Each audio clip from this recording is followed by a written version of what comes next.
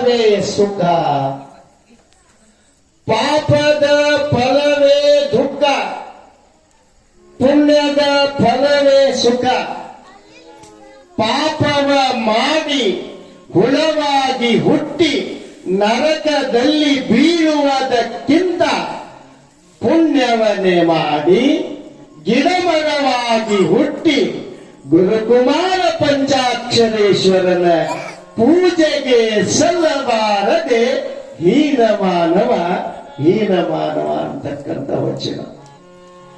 ಏನ್ರಿ ಶಾಸ್ತ್ರಿಗಳ ಈ ವಚನದ ಭಾವಾರ್ಥ ಅಂತ ಕೇಳಬಹುದು. ಪಾಪದ ಫಲವೇ ದುಃಖ, ಪುಣ್ಯದ ಫಲವೇ ಸುಖ.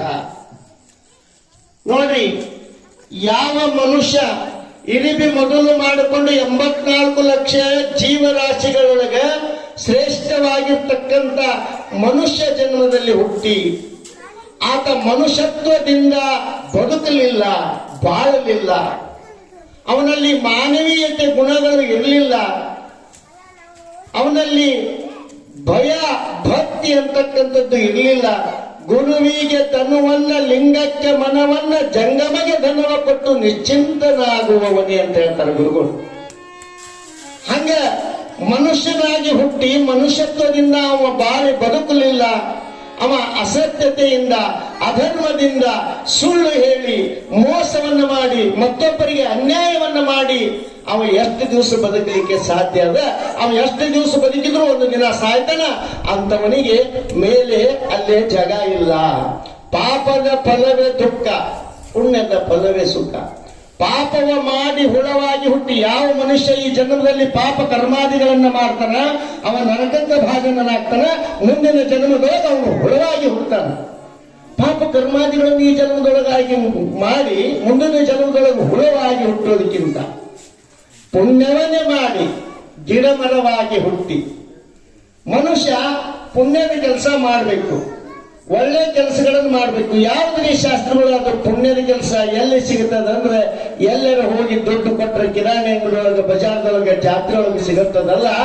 ಎಲ್ಲಿ ಧರ್ಮ ಪ್ರಚಾರ ಇರ್ತದೆ, ಎಲ್ಲಿ ಪುರಾಣ ಪ್ರವಚನಗಳು ನಡೀತವ, ಎಲ್ಲಿ ಜಾತ್ರಾ ಮಹೋತ್ಸವ, ದಾಸೋಹ, ಸಾಮೂಹಿಕ ಮದುವೆಗಳು ನಡೀತವ, ಅಲ್ಲಿ ನಾವು ನಿಂತುಕೊಂಡು ಏನಿಲ್ಲ ಭಕ್ತಿಯಿಂದ, ಭಾವದಿಂದ, ನಿಷ್ಕಲ್ಮಶ ಮನಸ್ಸಿನಿಂದ, ಯಾವ ಅಪೇಕ್ಷೆಗಳು ಇಲ್ಲ ಅನ್ನದೇ ಆ ಕಲ್ಮೇಶ್ವರನ ಸೇವೆಯನ್ನ ನಿಷ್ಠೆಯಿಂದ ಪ್ರತಿದಿನ ಆ ತಾಯಿ ಅಕ್ಕ ಮಹಾದೇವಿ ಶರಣೆಯ ಪುರಾಣವನ್ನು ಕೇಳ್ತಾ ನಾವು ಆ ಸೇವೆಯನ್ನ ಮಾಡಿದೀವಿ ಅಂತಂದ್ರೆ ಮುಂದಿನ ಜನ್ಮದೊಳಗೆ ನಮಗ ಸ್ವರ್ಗದ ಬಾಗಿಲ ತೆಗೆದಿರ್ತದ ಅಂತ ಅರ್ಥ. ಪಾಪ ಕರ್ಮಗಳನ್ನು ಮಾಡಿ ನರಕಕ್ಕೆ ಬೀಳಬೇಡ, ಹುಳವಾಗಿ ಹುಟ್ಟಬೇಡ. ಪುಣ್ಯದ ಕೆಲಸವನ್ನು ಮಾಡು. ಪುಣ್ಯದ ಕೆಲಸ ಮಾಡಿ ಒಂದು ಗಿಡ ಮರ ಆಗಿ ಹುಟ್ಟು, ಒಂದು ಬಿಲ್ಲುಪತ್ರೆ ಗಿಡ ಆಗಿ ಹುಟ್ಟು, ಬನ್ನಿ ಗಿಡ ಆಗಿ ಹುಟ್ಟು, ಇಲ್ಲ ಒಂದು ಹೂವಿನ ಗಿಡ ಆಗಿ ಹುಟ್ಟು. ಯಾವುದೋ ಒಂದು ಹೂವಿನ ಗಿಡ ಆಗಿ ಹುಟ್ಟು, ಪುಣ್ಯದ ಕೆಲಸ ಮಾಡಿ. ಆ ಹೂವಿನ ಗಿಡ ಆಗಿ ಹುಟ್ಟಿತು ಅಂದ್ರೆ, ಪತ್ರಿ ಗಿಡ ಆಗಿ ಹುಟ್ಟಿತು ಅಂದ್ರೆ ಭಗವಂತನಿಗೆ ಅರ್ಪಿತ ಆಗ್ತತಿಲ್ರಿ ಅದು. ಅವತ್ತೇ ಹುಟ್ಲಿ, ಅವತ್ತೇ ಮಗ್ಗಾಗ್ಲಿ, ಅವತ್ತೇ ಅದು ಹೊತ್ತು ಮುಳುಗೋದ್ರೊಳಗನೆ ಬಾಡಿ ಹೋಗ್ಲಿ. ಆದ್ರೆ ಕಲ್ಮೇಶ್ವರನಿಗೆ ಅದು ಅರ್ಪಿತವಾಗ್ತದೆ. ಆಗ್ತದಿಲ್ಲ, ಆ ಹೂ ಅವತ್ತೇ ಹುಟ್ಟಿರ್ತದೆ, ಅವತ್ತೇ ಸಾಯಂಕಾಲಕ್ಕೆ ಸತ್ತ ಹೋಗ್ತದೆ.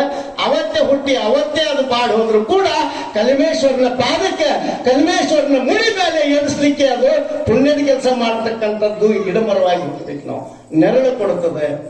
ಅದನ್ನ ಹೇಳ್ತಾರೆ ಪುಟ್ಟರಾಜ ಕವಿ ಗವಾಯಿಗಳು. ಪಾಪದ ಫಲವೇ ದುಃಖ, ಪುಣ್ಯದ ಫಲವೇ ಸುಖ.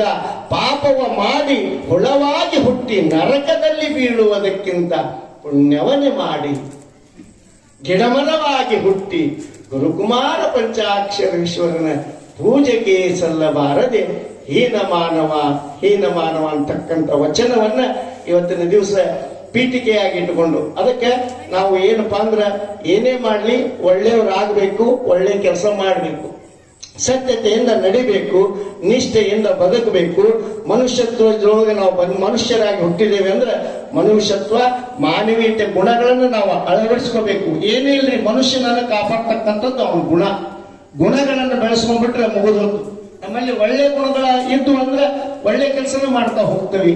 ಹಂಗ ನಾವು ಒಳ್ಳೆ ಕೆಲಸಗಳನ್ನು ಮಾಡಿ ಆ ಕಲ್ಮೇಶ್ವರನ ಸೇವೆಯನ್ನು ಮಾಡಿ ತಾಯಿ ಅಕ್ಕ ಮಹಾದೇವಿಯ ಪುರಾಣ ಚರಿತ್ರೆಯನ್ನು ಕೇಳಿ ನಾವು ನೀವೆಲ್ಲರೂ ಕಲ್ಮೇಶ್ವರನ ಕೃಪೆಗೆ, ಆ ಶರಣೆ ಅಕ್ಕ ಮಹಾದೇವಿ ಕೃಪೆಗೆ ಪಾತ್ರ ಆಗೋಣ ಅಂತಕ್ಕಂಥ ಒಂದು ಪುಟ್ಟರಾಜ ಕವಿ ಗವಾಯಿಗಳವರ ಗುರುವರ್ಯರ ವಚನವನ್ನ ಪೀಠಿಕೆಯಾಗಿ ಇಟ್ಟುಕೊಂಡು ಗವಾಯಿಗಳೊಂದು ಪದವನ್ನು ಹಾಡಿದ ತಕ್ಷಣವೇ ಆ ಅಕ್ಕ ಮಹಾದೇವಿ ಚರಿತ್ರೆಯನ್ನು ನಾವು ನೀವೆಲ್ಲರೂ ಕೇಳುವಂತರಾಗೋಣ.